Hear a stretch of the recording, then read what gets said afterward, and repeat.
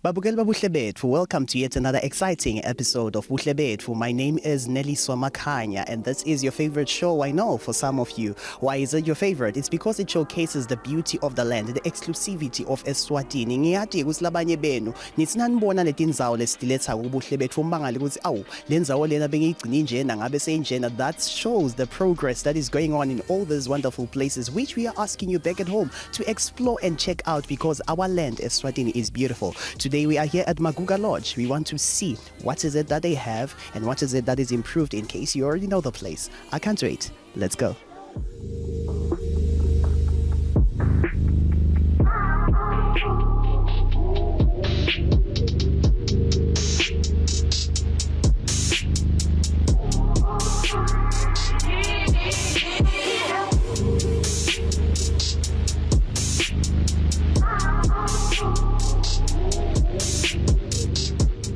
Nginibingelele babukele emakhaya ligama lami Mzama Welcome Khumalo. Maguga Lodge indzawo lenhle yekuvakasha, more especially nanifuna kuvakasha during weekends. Kungaba ama families, kungaba bangani, or kungaba ama couple. Ingabe umuntu nakavakashile la ekhaya in issues of accommodation uyaye abe accommodated kanjani ngekwehlukana kwakhona netindzawo tekulala nalokho nalokho? Sinayo i-accommodation la khaya. I-accommodation yethu ihlukahlukene. Sinawo ema-Rondaville chalets, lokusho ukuthi sina 36 rooms in total kulama Rondaville chalets, bese sesiba nema self-catering units lokungema cottages lapho ningavakasha khona nani group yebangani. Shothi sine 10 sleeper lenga accommodate abantu labang 10, bese sesiba ne 4 sleeper kulama cottages lenga accommodate abantu labang 4. Bese kulolunye ihlangothi sinema camping sites. Ema camping sites akhona la ngekhathi eMaguga Lodge. Uyangena uhamba alenda siceleni kweli dam, lokusho ukuthi 500 meters away from the main hotel. Yes, cishe ngilolo hlobo le accommodation lesinalo la khaya. Alright, so now when it comes to the rooms, I wish to know ukuthi ingabe lama amenities umuntu lawatfolako nakavakashila ngekhathi erumini ahlukana kanjani ukuthi ayini? Lokusho ukuthi nawubhukile la khaya uyakhona ukuthola i-breakfast kuyo yona leyo mali yakho lobhukila sesithi busuku bunye. Ngekhathi yetindlini tethu sinawo ema-aircon, sinawo ema-TV, sinawo ema-bathroom sethu ngema-shower cishe kutotonke letindlu. Yes, sinayo ne-coffee station. Yes, cishe kutotonke. I'm really interested to know ukuthi ngabe i-restaurant yethu ke imsita kanjani umuntu ngiyabekisa lo accommodated la khaya. Sengithi ngihleli nje weekend yonke from Friday all the way to Sunday. I-restaurant as far as breakfast, lunch and dinner, everything is concerned. Ingabe nginakeleka kanjani esiswini? I-breakfast sicala kuyiserva la ngekhathi e-restaurant nga-7 ekuseni kuya ku-10 ekuseni nawubhukile khona la ngekhathi in one of our rooms. Yes, ungeta utodlela la ngekhathi e-restaurant or singakusevela endlini nawu ucelile ukuthi sikulethele endlini. More especially kuyaye kudepende ukuthi sinebantu labanganani labalele lelo langa. Na baba nenge kuyigroup lenenge lengetulu wa 15 webantu siyaye sende ibuffet. Nangabe babancane kanjalo sine menu lesiyaye si-ordise khona ema-customer ethu kiyo. Yes.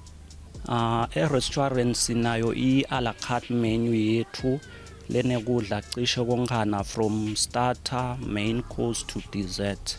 Uyaye ute e-restaurant baku-attende bo-waiter bethu bakunika imenu bakulanzelele lize li-order customer cishe kukhona cishe konkhana kumnanzi futhi. Okay, so kuma events khona kuyayihambe kanjani? Asengithi nje ngifuna host party lenkulu, or rather what kind of events lesingakhona kwa hosta at your space? Usually ema events leswa hosta la siyawa host ema birthday parties, siyawa hosta imihlangano lemikhulu ema conferences. Yes, siyawa hosta cishe ngulawo and sinema venue la hlukahlukene la sivame kuhostela khona leyo mihlangano lawo maphathi. Kune pool venue haya indzawo lenhle nje ukuhostela iphathi nebangani bakho ema families, bese sesiba ne conference venue haya lapho sivame kwendela khona imihlangano. Siyayihosta nemishado. Yes, khona le etulu lamahola ethu, emahola ethu makhulu angabafaka abantu labangetulu kwa 150.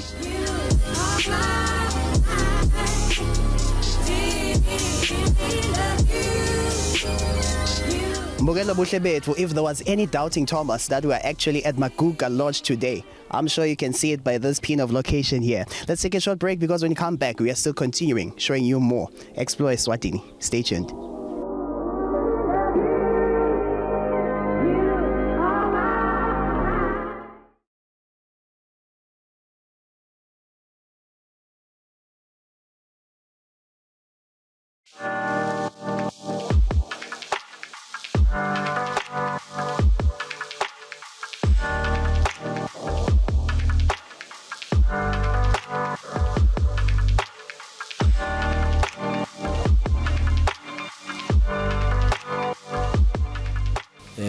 Ligama lami mina ngibheke ngwakahlatshwayo head chef wala Maguga Lodge.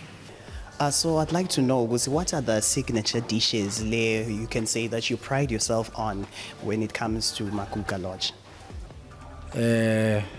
Manengi ma dishes lengathi ngilesicapha ngawo nathi la Maguga, but lengawa singlisha out kune Maguga ram steak ihlukile yona cause inema extras to the normal ram steak, like nje yona na something bacon, the garlic snails, say complemented with cheese. Bese sekuba ne chicken mozzarella fillet steak nayo ihlukile. It's another dish I created it myself, so ngiwe ma dishes lengathi ngawabala, but all our dishes are the best.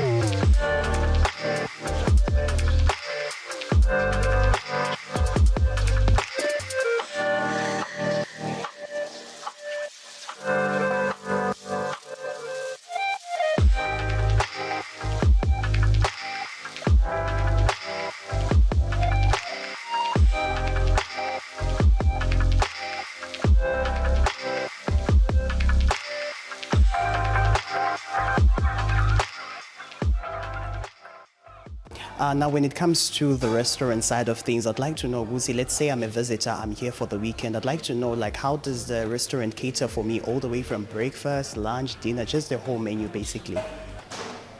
Normally, when you check in, you order from our menu, where la uthola khona ama dishes la fana nalese ngiwabalile nyalo. Bese ekseni for breakfast is normally included. Yes, you can get it as room service, or you can come to the restaurant. If I didn't have a buffet, you can order it from the menus, name menu specifically for your breakfast. You can order it at the restaurant. All right, so I'd like to know on the issue of conferencing. On conferencing, you find that some people want to come here for meetings or things like that. So how do you cater for conferences as far as the kitchen is concerned? Conference normally kule package kuyaba khona ukuthi you get food from the kitchen. Kuba nabo morning tea. Maybe une conference a week likhishi kumele libone ukuthi lokudla kwenu liyaku kuba variety like how kuphinzi lokudla itolo. For instance, today you are getting sandwiches, tomorrow you are getting muffins, the following days kanjalo kuze kuchubeke kuze kuyofika ilanga lo ehamba ngalo.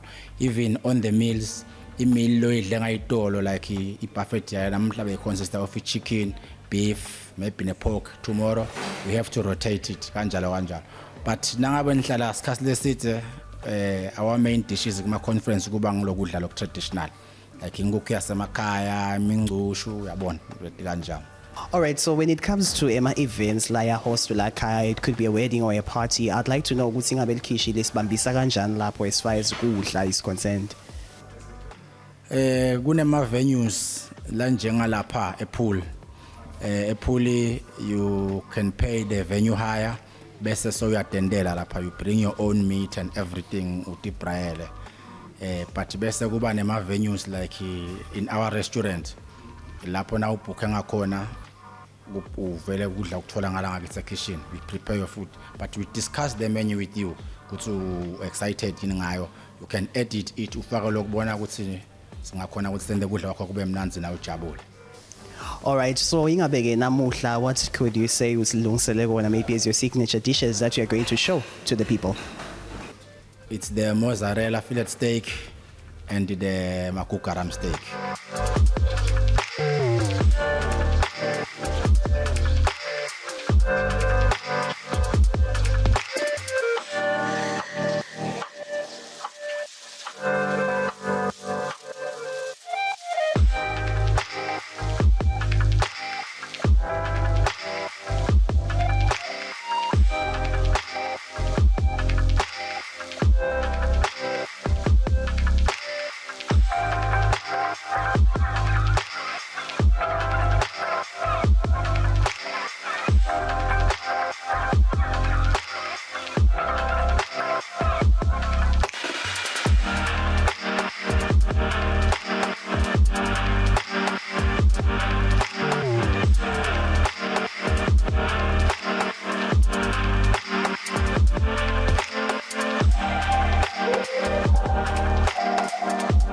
Mbukelo buhle bethu, we are still up north at Maguga Lodge enjoying ourselves here. You know, this place is just heartwarming. This place is just refreshing. Talk about just chilling here and you can just feel the breeze coming all the way from the dam. It's really exciting. Let's take a short break because when we come back, there's still more for you right here at Maguga Lodge. Stay tuned.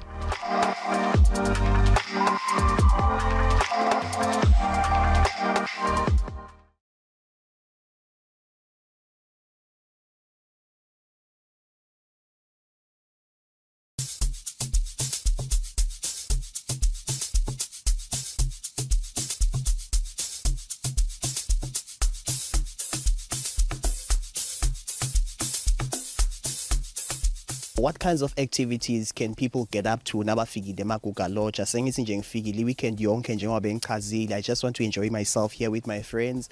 What kind of activities can I get up to while I'm here?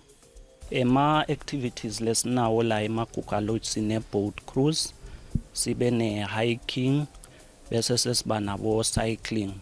Sinayo ne beauty space, mane kule massage facility. Siyendela more especially etindlini site le beauty spa indzawo nje le specific for massage. Isicishe ngilo kule boat cruise ikejelelwa le ndansi lela ngithe kunema self catering units ethu khona ema cottages. Ku boat cruise kuba ne minimum of 6 people per trip, maximum of 15 people. Le trip iba for 30 minutes. Yes, bese for hiking, sine rock art, cishe 600 meters away from the restaurant. Yes, bese cycling, ungeta nema bicycle akhona ngabe unawo, sinawo nathi for rental at 50 rand per person for 4 hours. All right, so kulama activities, I know that we've been speaking much on people mhlambe laba accommodated lakhaya. Ingabe, let's say I'm just a daytime visitor, I just want to come through for a day, maybe it's a Saturday with my friends. Ingabe khona lapho kuhamba kanjani? Yes, siyawavumela nema-day visitors kuthi ede adongcebeleka e-restaurant abone buhle bamaguga. Even in the activities, they do come usually babhuke for i-boat cruise during the day. Or ngikhohlwe kumenshina ukuthi i-boat cruise ungayibhuka between 8 a.m. kuya ku 5 p.m.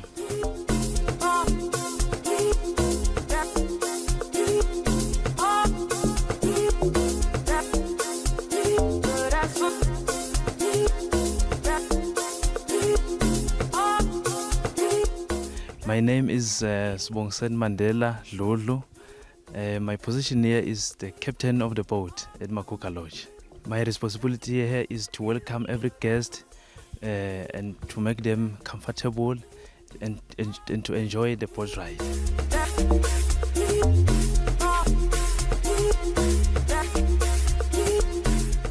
And then I'm giving some precautions, like I'm giving them rules here in the boat. Yeah, and then they must follow all the rules I'm giving them.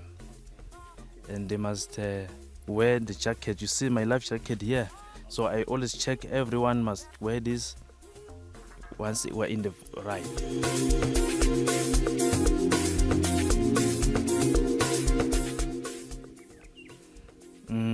Sometimes if during the weddings, they come here to enjoy. Engagement is done here. And those who are maybe family gathering, they come here. So this is your whistle here. Make sure you have tied everything properly. This is your whistle, but when it's emergency, you'll hear from me when it's emergency. Then I'll blow the whistle to tell you it's emergency. Okay. Yeah. What emergency? So anything that happens in the dam, but this is water. We shall not afraid of water. So we shall be happy to cruise on the water. So this boat is checked every 3 months. Okay. It's 100% perfect. Yeah. So everybody is ready. Everyone is ready now to cruise.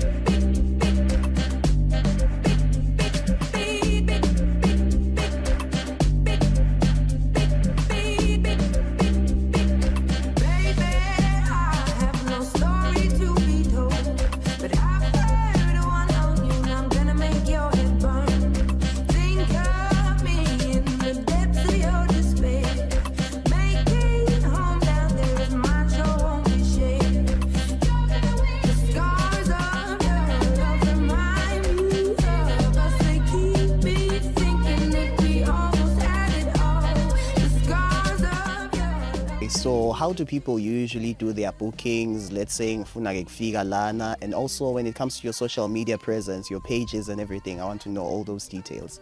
Now ufuna ukubhuka la eMakuka Lodge, ungasithumelela i-message ku info@makukalodge.com or account@makukalodge.com, or usishayele kunayo i-cell number 78501980. Sinalo nelipage ka Facebook libhalwe Makuka Lodge. Lapho khona sivame ukuposta wonke ama specials nako konke lokwenteka ngekhathi eMakuka Lodge. All right. Okay, that's very clear. Okay, so I want you to speak to the camera and talk to our viewers. Just invite them to the place and what you can say to them to just make sure that they are coming through to this wonderful place. ngingabamema babukele emakhaya kuthi abete batobona buhle bamaguga lodge bavakashe batobona bataste nekudla kwethu lokumnanzi restaurant bavakashe batobona cishe konke nebuhle belidamu lamaguga dam.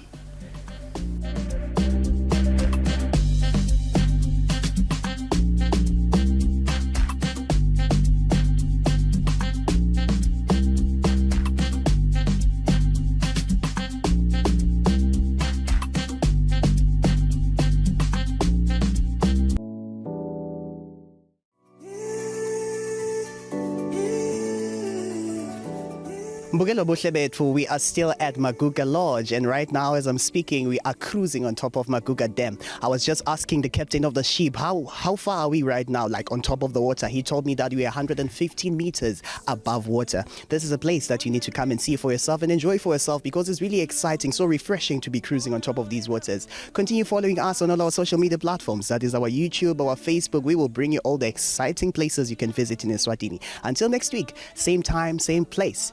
Goodbye.